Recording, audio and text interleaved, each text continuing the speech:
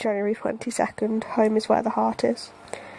Todd, an orphaned baby fox, was still getting used to his new surroundings in the widow Tweed's house.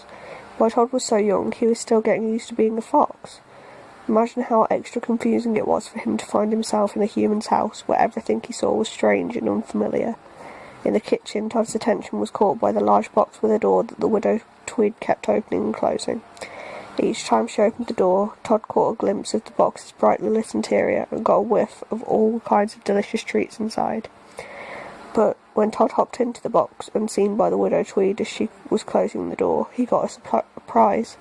It was cold inside, and as soon as the door closed, Todd found himself sitting in complete darkness. Luckily, the widow Tweed heard Todd's whimpers and opened the refrigerator door. "Why, Todd, how did you get in there?" she said.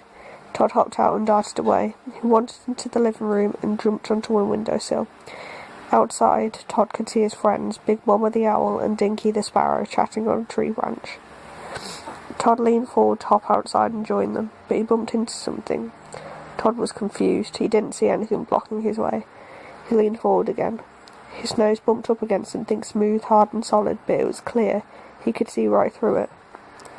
The widow Tweed chuckled as she looked on from the living room doorway. "Discovered glass, have you, Todd?" she said with a kind smile. Whatever glass was, thought Todd, he supposed he'd have to stay indoors. He hopped onto a table and studied a small square object with some knobs on it. He battered one of the knobs. It turned a fraction of an inch. Intrigued, Todd battered it again. This time, the knob turned all the way around and a loud noise blared out. Startled, Todd bolted into the sofa. The widow Tweed rushed over to the object and turned the knob. The noise stopped. Then she coaxed Todd out from under the sofa.